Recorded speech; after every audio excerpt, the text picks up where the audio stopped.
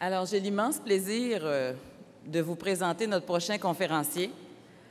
Avant ça, un bref rappel de l'Internationale des services publics, dont l'ISP dont nous sommes membres. L'ISP, une fédération syndicale internationale qui regroupe plus de 600 syndicats à travers 140 pays.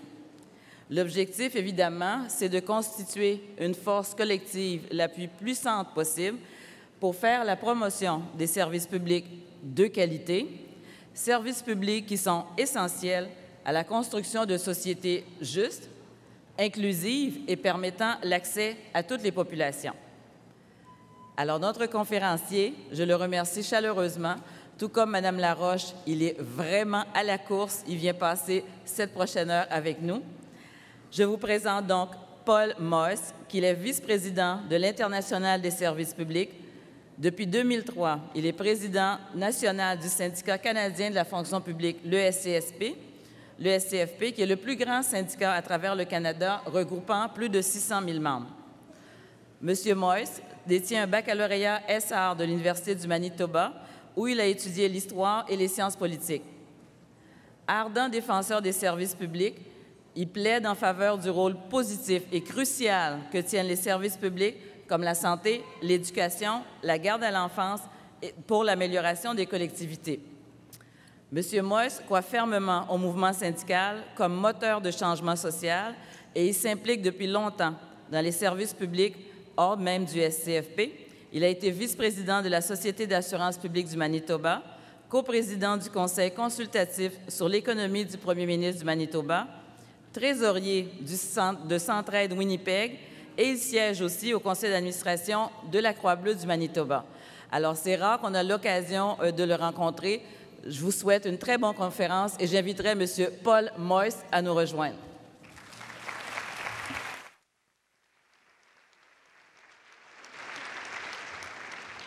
Merci, Régine. Bonjour tout le monde. Bon après-midi. Merci pour l'invitation et pour les privilèges d'être parmi vous au nom de SCFP pour dire quelques mots sur notre syndicat mondial, l'internationale des services publics. Je tiens d'abord à vous remercier pour votre adhésion à la ISP. Il est très important pour nous, travailleuses et travailleurs du secteur public, d'appuyer les employés et les services publics à l'échelle mondiale. Comme vous l'aurez sans doute remarqué, le français n'est pas ma langue maternelle. You noticed. Alors, je suis content que des services de traduction soient offerts et je partagerai mon bref PowerPoint avec vous en anglais. So if we can set up the PowerPoint, there we are. And let me tell you, it's a great privilege to be here today to speak to your union on behalf of CUPE members about global union activism and our global union that we both belong to, Public Services International. Just a word for a moment about CUPE, the organization that I've belonged to for 36 years.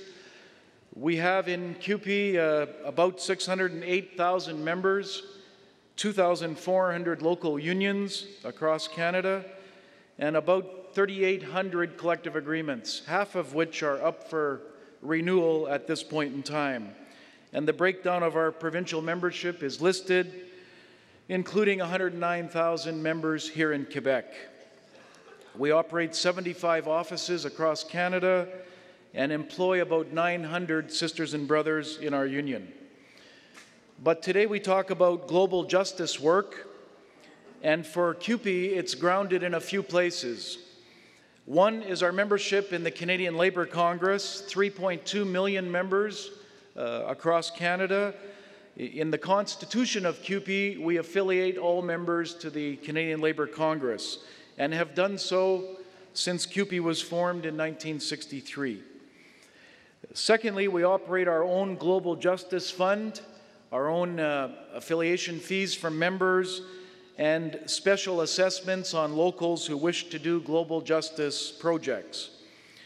We have bilateral relations with unions in for example, the municipal sector in South Africa, the healthcare sector in Latin America, and other bilateral relationships. And of course, by virtue of our Constitution as well, we belong to Public Services International. And because we affiliate to the Canadian Labour Congress, we are members of the International Trade Union Confederation. All of these affiliations speak to our history of our social unionism. Our main work every day is organizing workers, servicing them, and bargaining on their behalf. But we can't succeed as trade unionists if we're isolated, and these affiliations for CUPE members speak to our social union responsibilities amongst Canadian and Quebec trade unionists and around the world. Once a year, this is last year's report, in order to be accountable to the members for the funds that we spend, we produce a report on all of our global justice work, and the new report is at the printers, and I've promised to send to your president copies for your leadership when that's available in a short while. But for us, this is a chance to A, be accountable, and B, to educate new members getting active in our union about the responsibilities we have on a global basis. As Regine said just a few moments ago, Public Services International, this is an excerpt from their redrafted constitution, a committee I'm serving on, and it's worth sharing with you. Public Services International is a global union federation that works in cooperation with the International Trade Union Confederation, the Council of Global Unions, and the European Federation of Public Employees to defend and promote rights and interests of public sector employees and to promote quality public services worldwide. PSI is founded on the principle of solidarity between public sector employees throughout the world. So, a few facts and figures about PSI. It's one of 10 global unions, 20 million members, 650 unions around the globe, and there's 20 million members in PSI. The head office is in Ferney-Voltaire, really adjacent to the city of Geneva in Switzerland, but Ferney-Voltaire, as you may know, is in France. The PSI has regional offices throughout the globe, and if you've never done so, you should check out their website, www.world-psi.org. In terms of structures, we in North America belong to the Inter-Americas region, North, Central, South, Latin America. And in Canada, we have what we call our Canadian affiliates plus Quebec affiliates, of which you are one.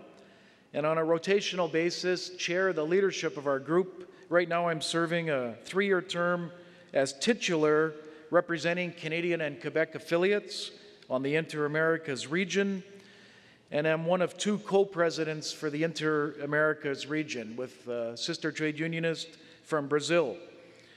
So our region of PSI is entitled to 2 spots. One must be a woman on the World Executive Board. They meet once a year in November. So myself and Sister Janea Batista from Brazil serve on the World Executive. And the World Steering Committee is a smaller group of the executive, and it meets once a year and just met 2 weeks ago in Geneva. We have representation from Canadian Quebec affiliates on the World Women's Committee. All PSI conferences and congresses, conventions must have gender parity in totality amongst all the participants. But we have a very active World Women's Committee with representation, a health services task force that meets on an ad hoc basis to talk about the concerns of healthcare workers around the world, an essential services task force, which is all of the public employees who have their rights to strike legislated away or severely compromised by legislation. This includes, of course, many healthcare workers and ambulance paramedics and others. We have a policy and program advisory group as well. We also, it's not listed here, but we meet the Canadian and Quebec affiliates. We met in January, and our goal is to meet once a year as PSI affiliates to share information from our respective unions and to speak about how we can learn from and make contributions to the work of PSI. Upcoming for PSI is a conference that will be hosted in Canada for Canadian, Quebec affiliates, and our American sisters and brothers from the United States on the whole question of taxation and the provision of public services. We kind of feel we're losing the debate on people's willingness to pay taxes, and there's a tax cut mentality here in our country and around the globe. We will also schedule for late 2011, late this year, we haven't done this for a while, a meeting of Canadian, Quebec, and United States affiliates to share our experiences in defending the public sector in Canada, in Quebec, and in the United States. And then one of the upcoming events, once every 5 years, is the PSI World Congress, which is, I guess, about 18 months from now, in November 2012 in Durban, South Africa. So, what does PSI provide for us as a space to do our global work? Well, one of the current campaigns, and it's described in great detail on that website that's listed, is the Global Unions Campaign to unite public and private sector trade unionists, governments, civil society groups, non-government organizations to advance quality public services as one of the best means to build equitable, sustainable, peaceful, and democratic societies. The PSI has adopted and carried through the global unions what's known as the Geneva Charter on quality public services. You should make yourself aware of that because it's a 3-page manifesto on what public services mean for equality around the globe, and where public services don't exist, how inequitable things are in those countries. So why global union activism? Why would we here in FIC, in Quebec, be global union activists? Well, there's a couple of reasons. One, the entire global push for the last 25 years, the hallmark of which is deregulation, privatization, and free trade. I was reviewing your website and your activities in 2010, including your bargaining and your work to push back against privatization. One of the issues we're dealing with right now, which was initiated by the Premier of Quebec, Monsieur Charest, is the so-called Comprehensive Economic Trade Agreement between Canada and Europe. And they're into round 8, 18 months of discussion so far, in secret, about a trade agreement between Canada and Europe. Why should that concern us? Well, there's issues on the table. The Europeans would not come to the table unless the trade deal can bind subordinate levels of government to the federal government. They are very interested in services that come under provincial jurisdiction constitutionally. Public services, water, healthcare, pharmaceuticals, the university sector, crown corporations such as Quebec Hydro. So all these issues are on the table, and there is a distinct possibility that issues that were blocked in the Free Trade Agreement in the late 80s, the North American Free Trade Agreement in the early 90s, even Mr. Mulroney would not allow healthcare or water to be on the table with the Americans, and then the Americans and the Mexicans in the NAFTA agreement. These issues are on the table right now, and I'll just share one example with you. Pharmaceuticals. Some of the largest pharmaceutical companies on the planet are located in Europe. We know that the Europeans seek a 5-year extension on intellectual property rights, kind of like the collective agreement for global pharmaceutical companies. This will block for a further 5 years the use of generic drugs, cheaper generic drugs that we need. So what does that mean for Canada? A 5-year extension on patent protection. What it means, according to a couple of professors at the University of Toronto and the University of Calgary, is $3 billion in extra costs on two components of the pharmaceutical system in Canada: the government-provided pharmaceutical system and the workplace plans that many of us have negotiated. So instead of the price of pharmaceuticals coming down, which is what many of us want, the Europeans are insisting on 5 more years of protection, not to keep pharmaceutical prices the same, but it's predicted pharmaceutical prices will rise for all Canadians, including the citizens of Quebec.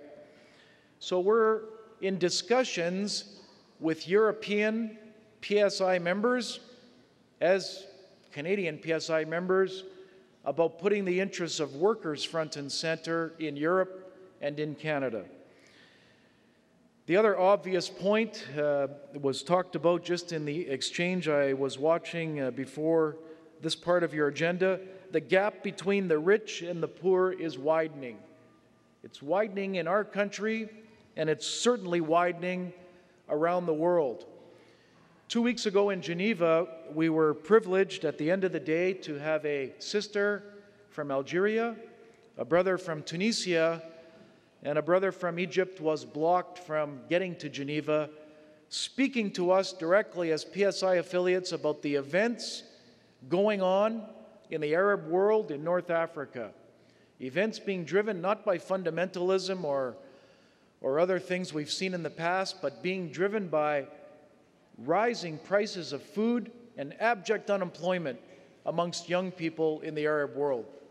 And to hear firsthand from workers' representatives about what is actually going on in Tunisia, what went on in Egypt, what is going on today in Egypt from the perspective of workers' representatives is something that we wouldn't have access to if we didn't belong to a global union.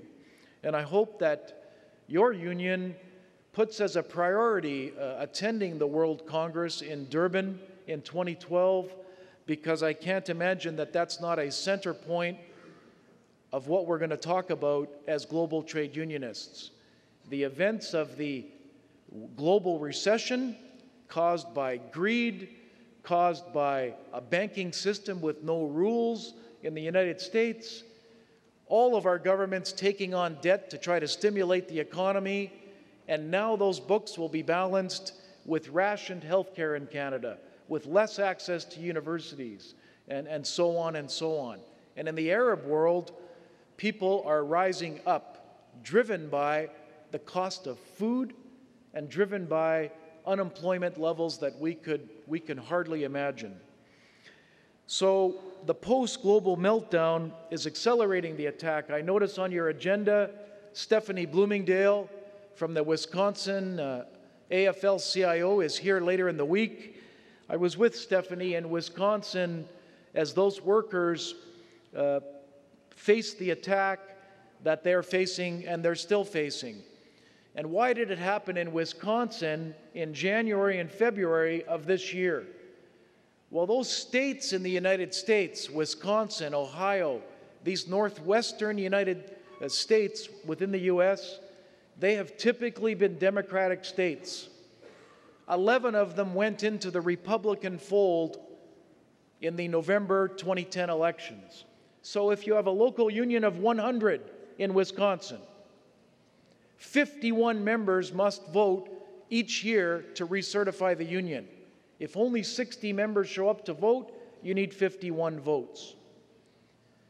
So this is a frontal attack. And finally, it will be against the law in Wisconsin for any public sector employer to deduct union dues from workers. Workers and their unions will have to figure out a way other than the deduction off your paycheck of union dues. Well, the good news, and Stephanie will tell you later this week, is there is a rainbow coalition in Wisconsin. And a lower court last Thursday, for the third time, denied proclamation of the Wisconsin legislation, and it's headed to the Supreme Court. They're fighting back in the great state of Wisconsin.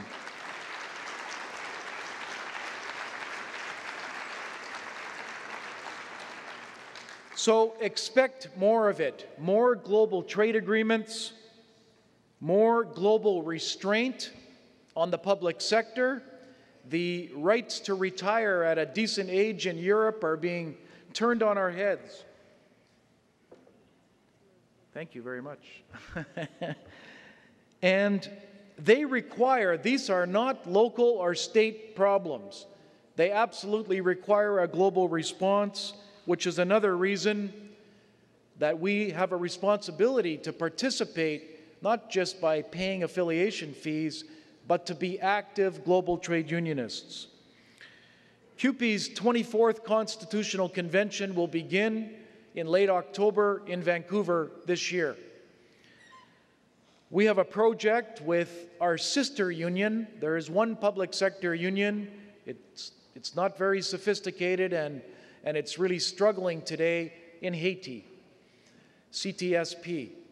Their offices were destroyed along with much of the rest of Port-au-Prince and the surrounding communities in the tragic events of last year. Well, under the banner of PSI, Canadian and Quebec affiliates have undertaken to rebuild the offices of CTSP, to provide them with computers. We've purchased them a vehicle. There is no public transportation in Port-au-Prince. So we're having a direct worker-to-worker exchange, and a delegation of people who build buildings for CUPE here in Canada have been in Port-au-Prince twice. Our building plans have been approved, and the shovel is in the ground now, rebuilding an office for our sisters and brothers in Haiti to have a chance to rebuild their union as they attempt to rebuild their country. And we will have the president of the CTSP at our convention in Vancouver, and it's expected, we hope, by November the 1st, that the new office is completely done and up and operational. That is something that CUPE can't or couldn't easily take on our own, but it's a project we're doing with the strength of all the Canadian and the Quebec affiliates and PSI as well. So just before we go to questions, I want to thank you for the theme of your convention and the debates that I've heard so far in the brief time I've been here. Your 2010 accomplishments, bargaining, fighting privatization, and maybe the greatest challenge we face, renewing activism and mobilization amongst the membership of our unions. As a union that represents a lot of healthcare workers across Canada, and including here in Quebec, our 2011 and 2013 action plan is just being formed. But as healthcare workers, we must defend the public services of the most cherished public service in our country, Medicare. We must secure a federal health accord, one that's expiring in 2.5 short years. We need to fight privatization, but we can't just defend and fight. We need, as workers, to be advancing the extension of a national pharmacare program to all families in Quebec and Canada, a public long-term care system for an aging population. So we advance those issues in Quebec and in Canada, and we help workers around the world.